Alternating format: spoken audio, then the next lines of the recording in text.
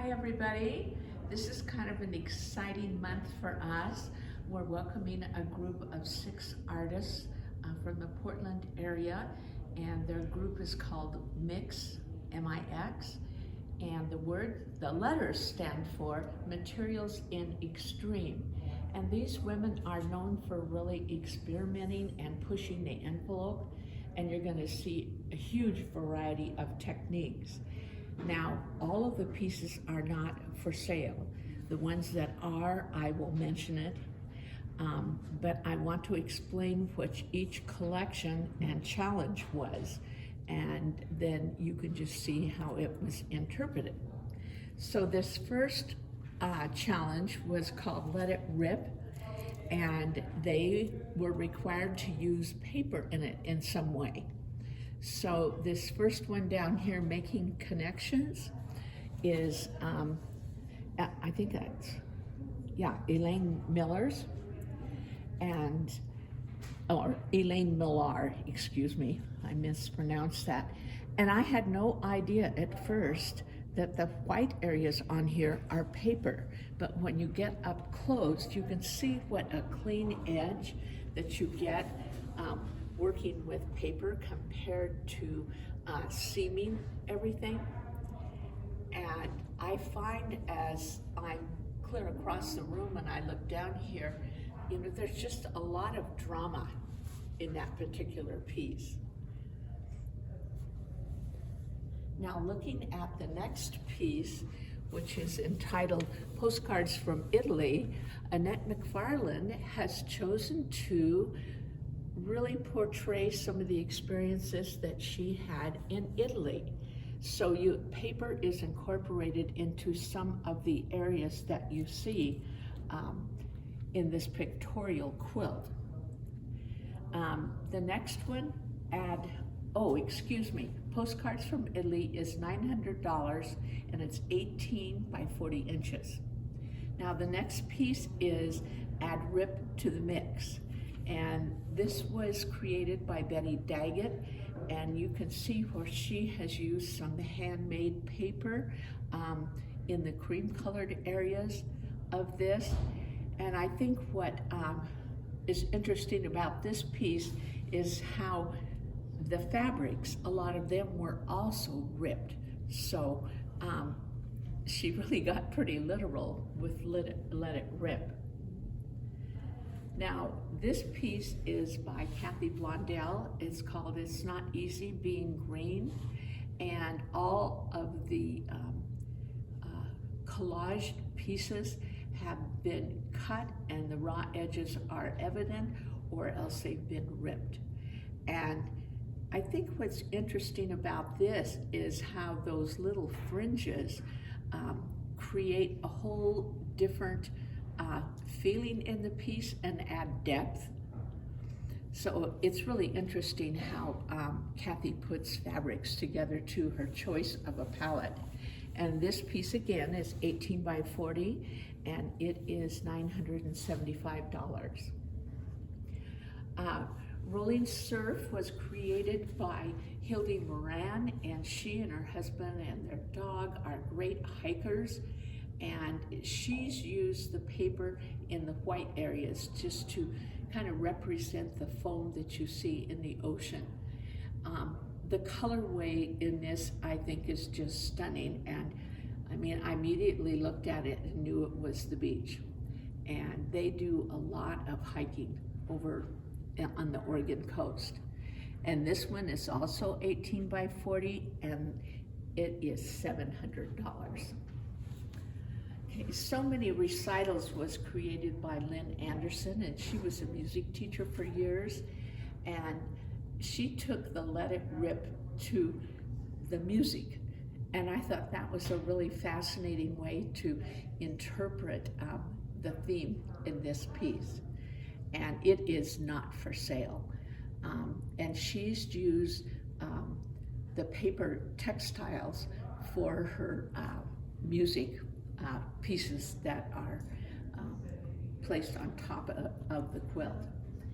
Now this next exhibit was Extreme Stitch, and they all made 18-inch by 18-inch pieces.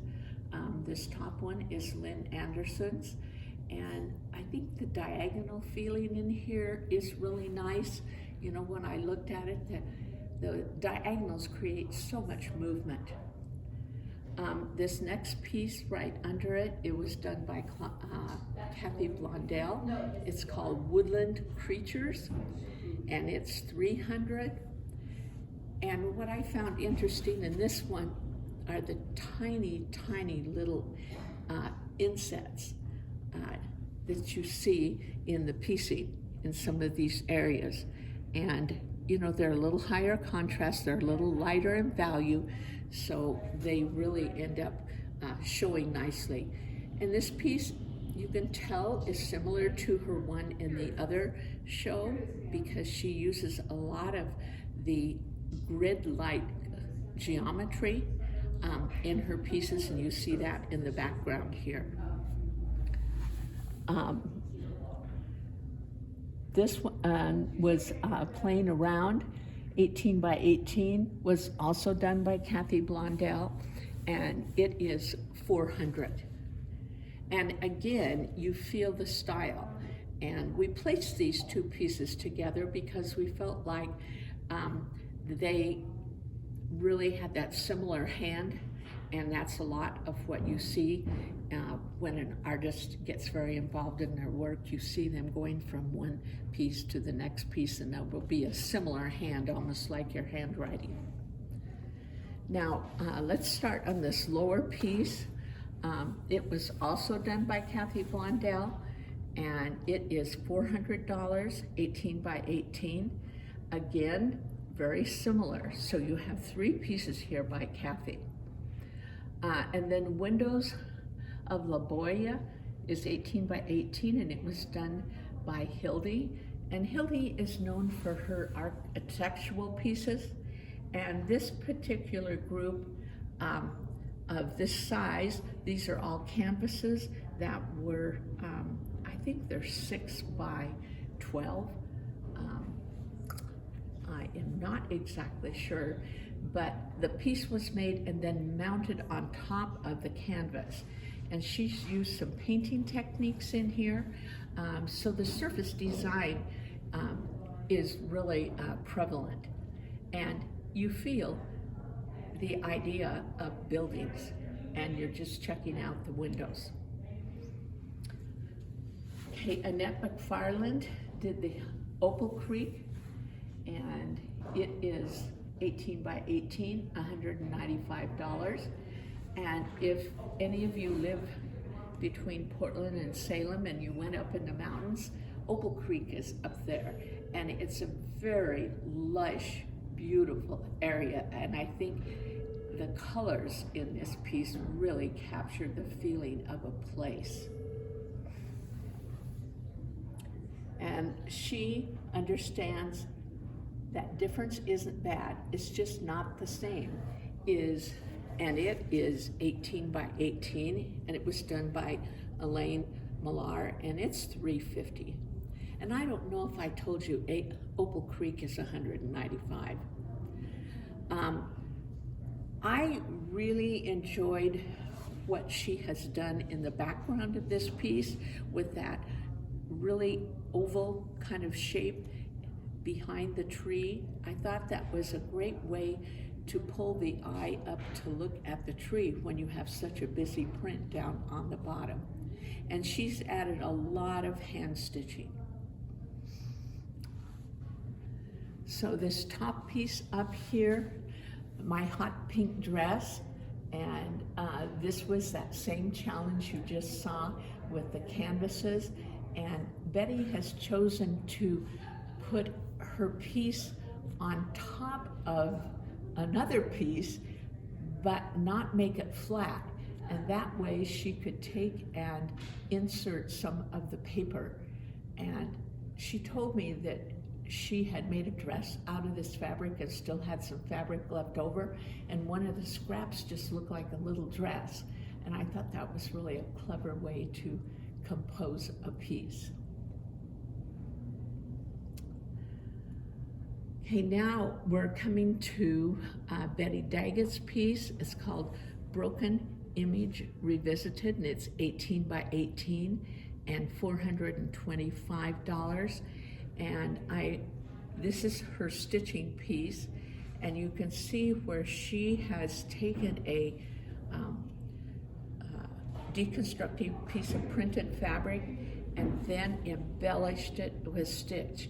And I saw this before it had any stitching on it, and it just came alive with adding the darker value colors. It just takes you back and forth across, wanting to look here and there, and the little French knots I think are wonderful in magenta. So it's a very interesting piece, and we put it down low so you could really take a good look at it. Now this next group, and this was a special exhibit, the challenge was a napkin. And I happen to have one of these napkins, and everybody really focused in on the colors that they saw in the napkins. So you can see in Annette's all those different color palettes. And what I find really interesting about Annette's, and it's called Celebration, and it's 150, is that the use of that goldish color, which is a little bit duller than a real intense gold, but it separates each of the sections so nicely, and it kind of keeps your eye inside that section to take a look around. And I like the use of the stripe, and you see it throughout too, and it ended up looking great with any of those color palettes. So the next one down here is Color Play, and it was done by Betty Daggett, and it is not for sale. And again, when you think about color, the dull colors really hold up the brighter colors. And I know when I'm teaching classes, it's hard to get that point across because people are so attracted to all the brights. But when you have some dulls mixed in, and the dulls are almost like the really earthy colors that you see in nature. At the paint store, they're going to be called ash or, stone or something that they might look like. But I think that they are fabulous ways when you use them to make everybody else shine. And she has used some textural fabrics in there too. Okay, and then we'll look at this middle one. It was done by Elaine, and it is $350, and it's called Catch a Glimpse. And of all the pieces, she used the most of a neutral color, but by putting the white around all of those pieces, it just made them be really, really important. And you feel like there's this kind of meandering feeling the way she's organized those. And I find it very engaging. You really want to come up and take a look. Now up here, Playing with Legos was done by Hildy Moran, and this is still the napkin challenge, and it is $300. And this one most represents the imagery that was on the napkin. It was a night sky and a lot of bright houses, and Hildy's piecing is just exquisite, and her machine stitching on top, and you can really see it well in this piece too. And the different combinations of colors that she's used in the different sections again are fascinating. Now on the one right below it, inspired by a napkin by Lynn Anderson, the black and white I thought was a fun thing to add. And you see a little white in a couple of the other pieces, but here the black and white print with all of the solids really adds a whole nother dimension. And in a lot of her colored areas, you would think they are pieced, but they're not.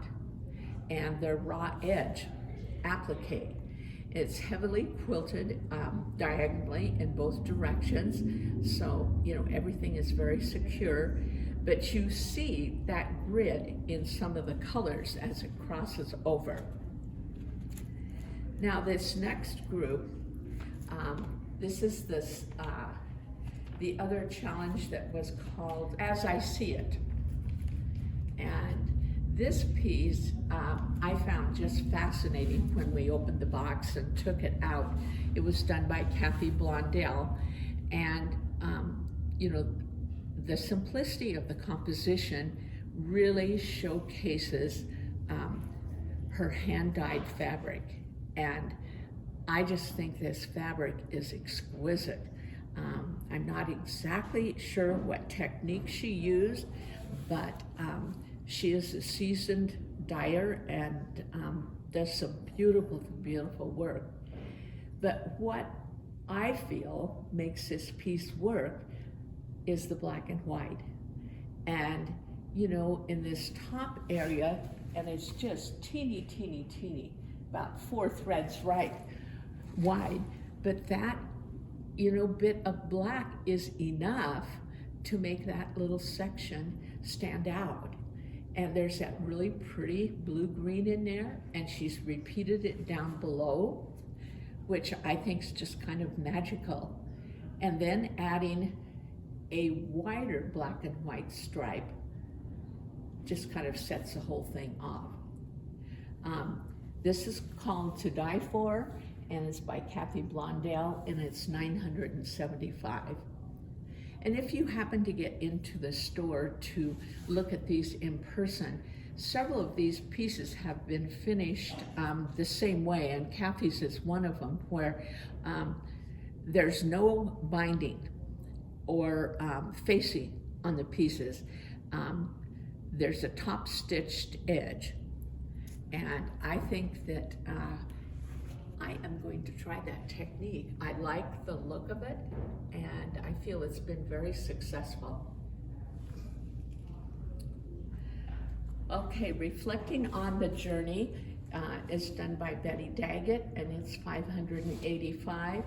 I think you definitely feel like you're on a walk, or there's stepping stones, and you're meandering through the woods or through the city and looking in shop windows. But there's so much movement that is created just in the placement and the colors of those rectangles.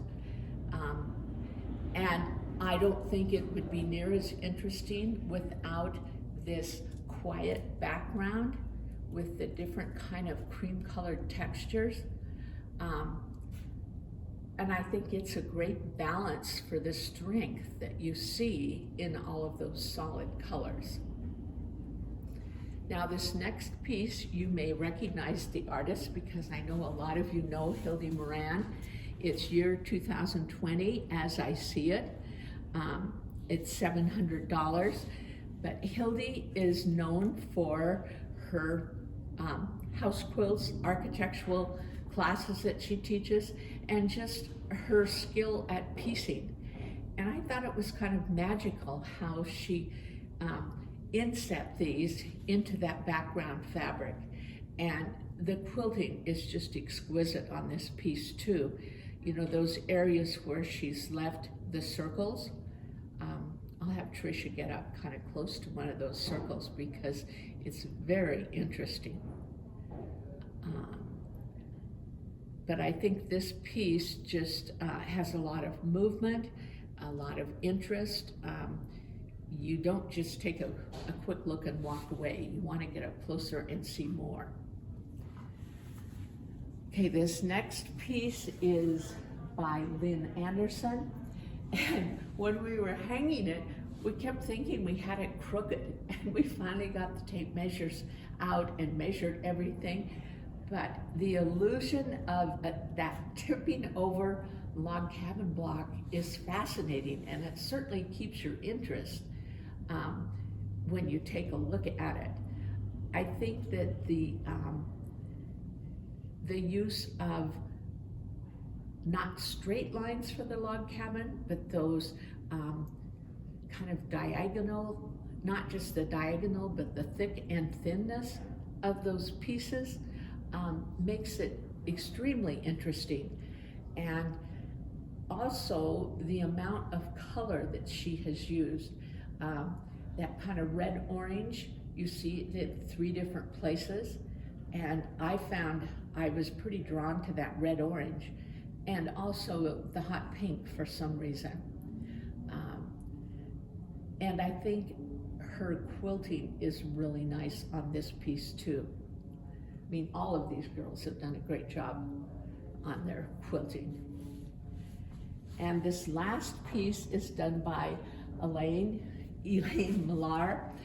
And when we were laying out the sequence of what we thought the show would look good, and I was working at one end, and Marion Shimoda, who was helping me, was working at the other end. And we ended up with these pieces with the oval, and they're both by Elaine at the beginning and at the other end. And I thought that was really fascinating. I'm not sure that, viewers would have noticed that we did that, but we sure felt it when we got to this point. And what she's done is taken imagery that is similar to what she had on the other piece, but changed up the arrangements and also the background. And when you can work in a series like this, you really learn a lot about the shapes that you have picked to work with. And the more you get to know them, the more you see possibilities. So this is really a feast for the eyes, and I hope that you can have an opportunity to come in and see these if you live close by or you're traveling to Sisters. And there's really a lot to see, so take your time. And I am leaving out some descriptions of the pieces on our little table in case you want to read about them. So thank you for taking a look at our June exhibit, and we'll see you again next month.